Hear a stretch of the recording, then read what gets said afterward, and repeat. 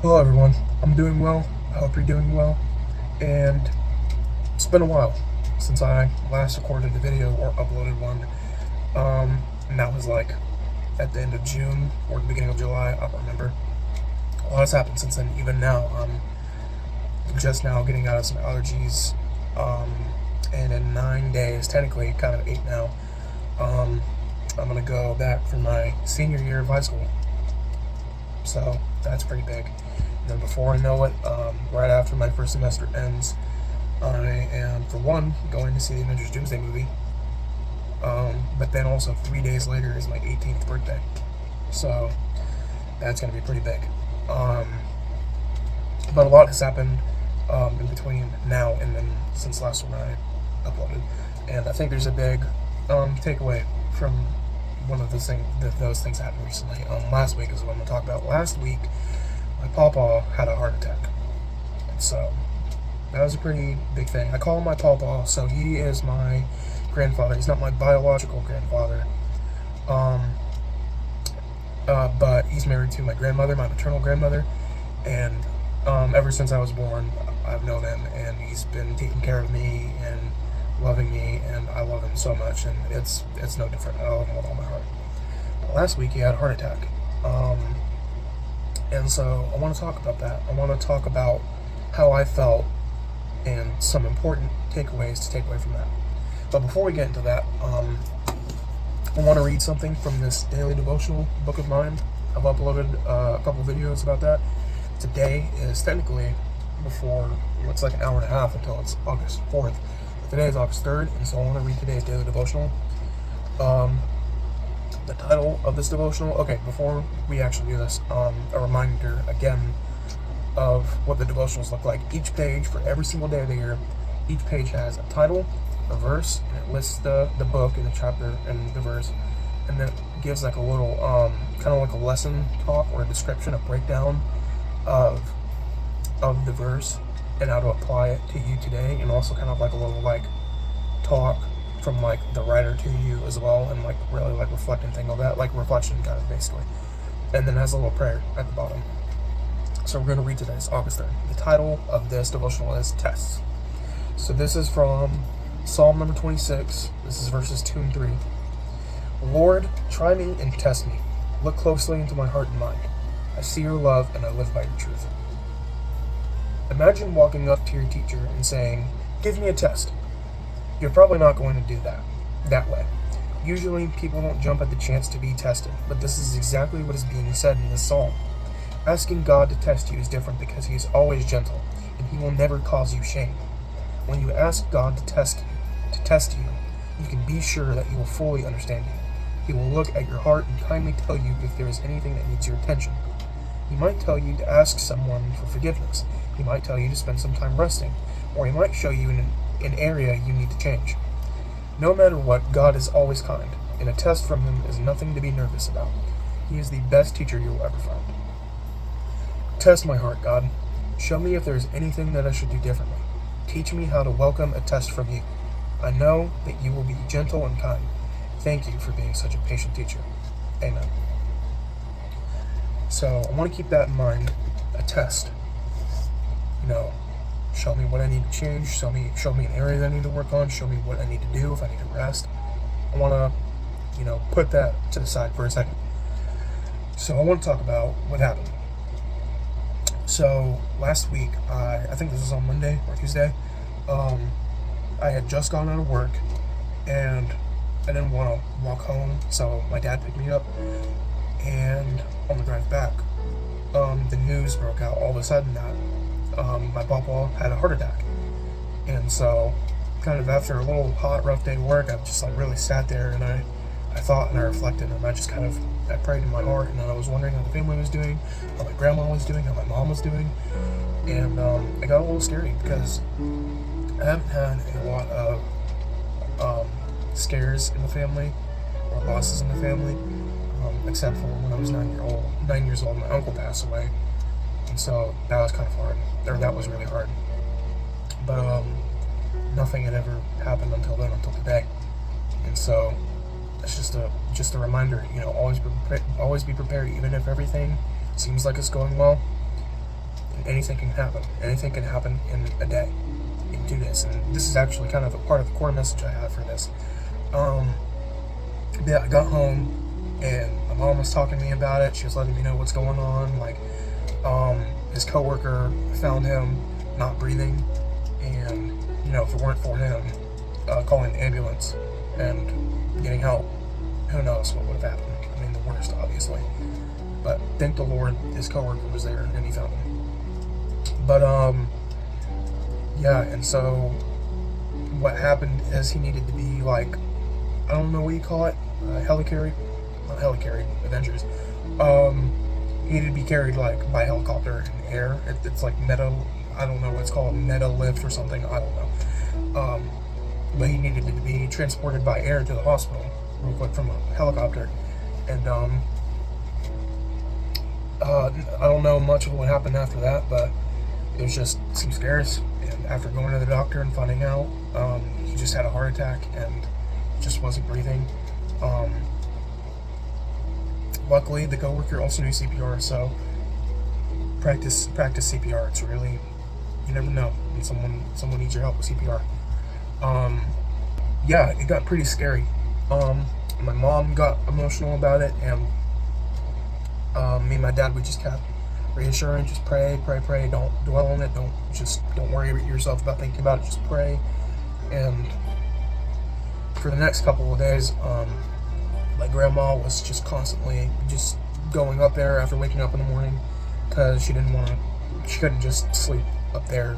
They had to do surgery on him, and he had to get 3 stents in his heart. This is like his 7th. He's got a total of seven stents now in his life. He's had kind of some heart issues, and he's a little old, but then it was a little rough this time. And my mom went up there as well, so that my grandma, she wouldn't be alone, and just to see what's going on, see how he's doing. And so it kind of got a little scary. He had to get a couple of surgeries, some to get like this pump in his heart or on his heart to pump his heart for him and keep it beating because it wouldn't work on its own. And then they had to get him to a point where it could work on its own, and then they could do an actual surgery. It's called a CABG. I don't know what it's called specifically, but it's a grafting type of surgery where you take an artery from another part of the body, well, like the arm or the leg, and then you graft it onto the heart and create a passageway because of other arteries that are already like narrowed or blocked off. And so that's crazy. You have to be like super careful, I'm pretty sure. But also, apparently he didn't need it because he seemed to be doing fine on his own once his heart was beating again. But after 2 days, he woke up. He had some slight consciousness on the first day of being there. My grandma, as she was talking to him and holding his hand, I guess he heard her voice and kind of just like, he didn't open his eyes, but he like raised his eyebrows and he was like coming to a little bit, and squeezed her hand a little bit. That was just like, that was so good to hear. Like, okay, he's there. He's not fully there, but he's coming to, and he's there. And the very next day, he completely woke up, and he sounded really weird, and really terrible, really awful. And it was like really hard to tell what he was saying over the phone. But he was awake and he was talking, and so I hadn't seen his face at all, or seen any pictures, or seen how he was doing until the day after, where we video called him, and he was like doing great. He was amazing. He was awake. He was talking. He was laughing. He was smiling. He was like making jokes. He was like, "Wow, first helicopter ride I've ever been on, and I wasn't even awake for it." So it was just such a blessing for a fast recovery. It only took him like 2 days to recover. But it could have. I had to be prepared and reassure myself what else could have happened, because the worst could also have happened. And so that's pretty much the story. Obviously, I'm sure many of you who are watching this right now, whether I don't know you or you're my friends, and I know you very well, I'm sure you've had many scares, your life in the family or losses, and I'm very sorry for that. But one thing to remember is just, and I'm sure that those of you who have experienced that as well, know to be prepared for that. Be prepared for anything, because anything can happen. So a big takeaway that I want to take from this is something that I remind myself every day, and I talk about every day. And it all started when the first drive to school, high school, on my first day of freshman year. Ever since then, every single day, every morning, me and my dad, we always say to each other, we always ask each other this question: why is today so important? Or what kind of day is it today? And the answer to that question is, today is the only day there is. It's the only day we've got. So let me break this down. This is the truth. Today is the only day we're truly guaranteed. You don't know what's going to happen tomorrow. You don't know what's going to happen in the next hour. I mean, take a time in your life where something traumatic or bad or something happened, and take like the first hour or the first day beforehand that happened. Did you know about it at all? Did you know that was going to happen? Were you having a great time? And I have many experiences where I can relate to that. And I felt good one day, and then the next minute or the next hour, something happened. But you don't know what's going to happen tomorrow. You don't know what's going to happen in the next hour or the next minute.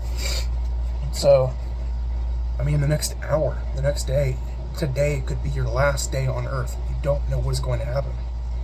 There's plenty of times where people have just enjoyed their day, and then they got in the crossfire of something, or they got in an accident, and unfortunately they lost their life.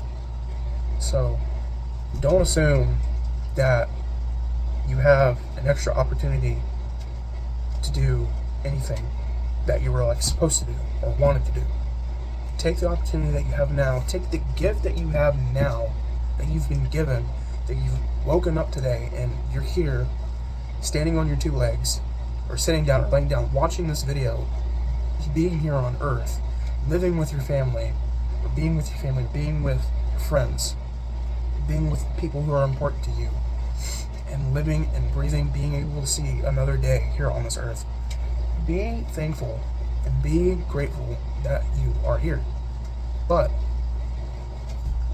take this opportunity, this gift, this blessing that you've been given, and do great things.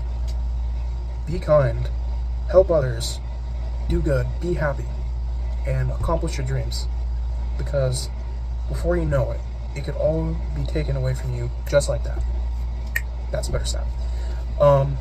Whether you lose the opportunity, or you saw the opportunity but you just ignored it, or it's permanently gone, or you lose your life, and you never know. Anything could happen. And then as for yesterday and the past, it's set in stone. You can't change it. No matter how much you want to forget something that you did, it's always there. And so, I mean, ask yourself. I'm sure you've heard this question before, but just in case. If this was your last hour of your life, or if you died right now, would you be happy and proud of the kind of life that you've lived, and with the example that you've set out for others to see? Honestly, I'm not, myself. I get a lot of compliments all the time, and a lot of people regard me as a really, really hardworking, really kind, good kid. But I have my issues, and I have my problems, and I have my struggles, and I'm not happy with them. So it's not easy. It's really not easy to drop it all. But no matter what I think or how I feel or how hard it is, I've got to break it off. Because what if I don't? And that's it. That's the end of my story. I never got to break it. I never got to take the time that I have now, and make a change. It reminds me of Peak, Red Dead Redemption 2, Arthur Morgan. Spoilers, if you've ever If you haven't played and you want to, I don't know. But if you don't know, in Red Dead Redemption 2, the main character is Arthur Morgan. The whole setting is set in the late 20th century, late 19th century. It takes place in the year 1899, and Arthur Morgan is in the middle, is on the run from the law with his gang, and a lot of new members, and a lot of his family, like Dutch van der Linde is the gang leader, and he's kind of his father, and he took him in when Arthur was just like a little petty thief when he was a kid.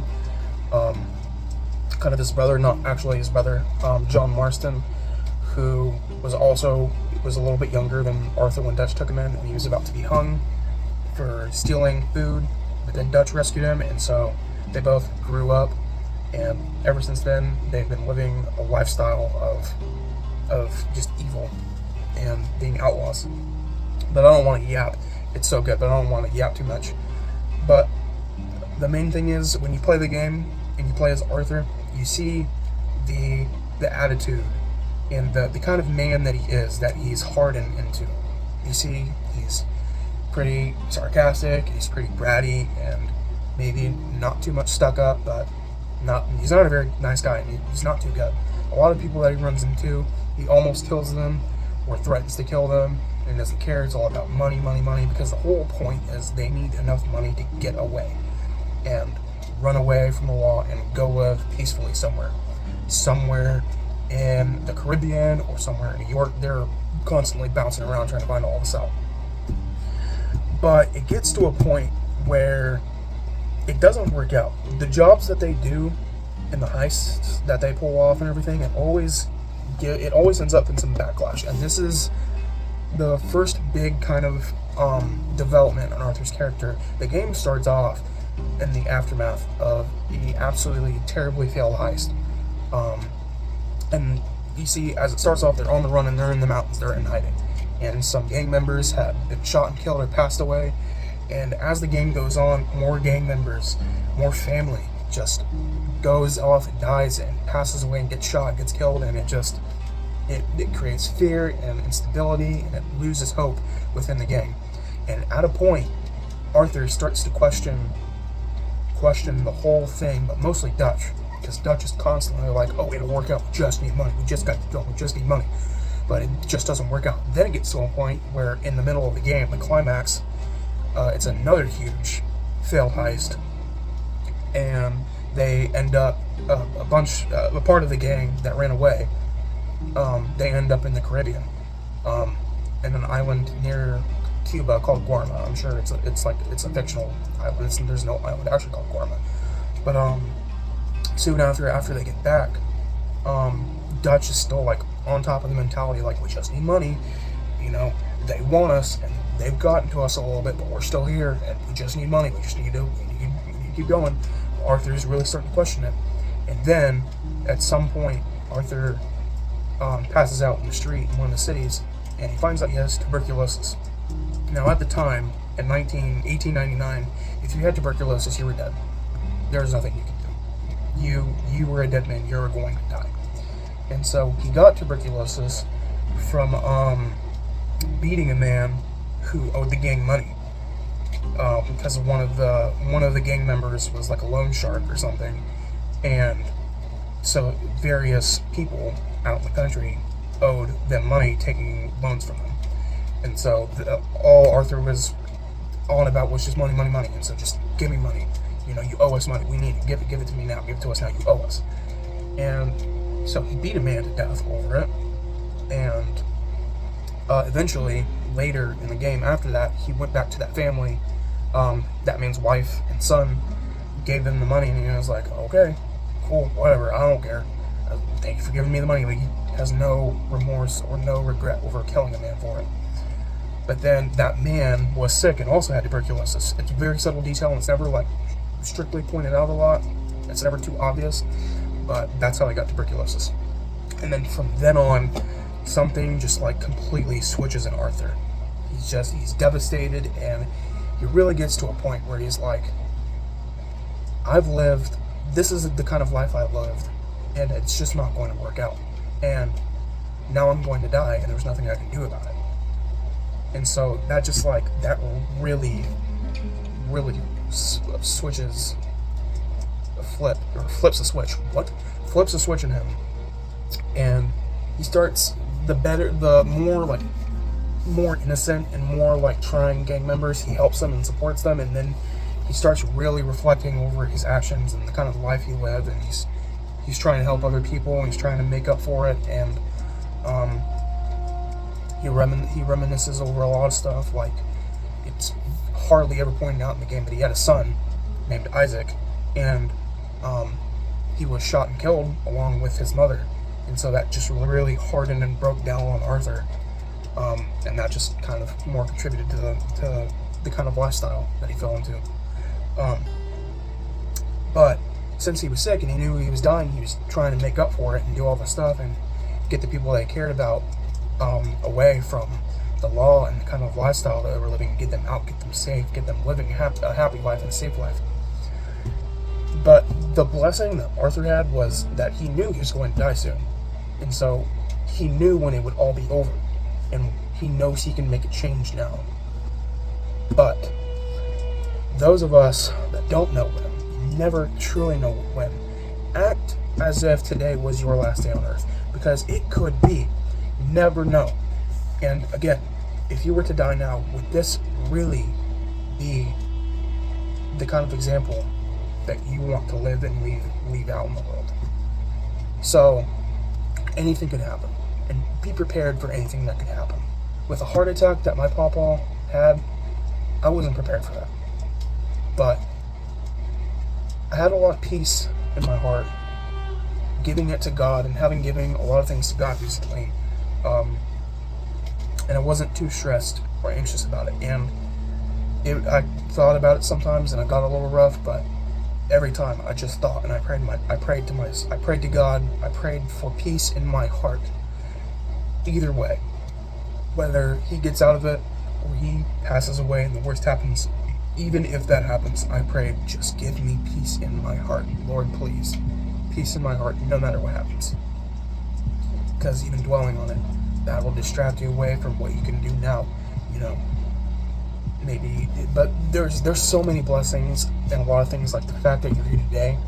There's a blessing or a lesson, and maybe in his passing, it's very unfortunate, but that really would have flipped a switch in me, and like that really would have got me to like, wow, I need to take my life seriously. Like, anything could happen. I need to make changes now.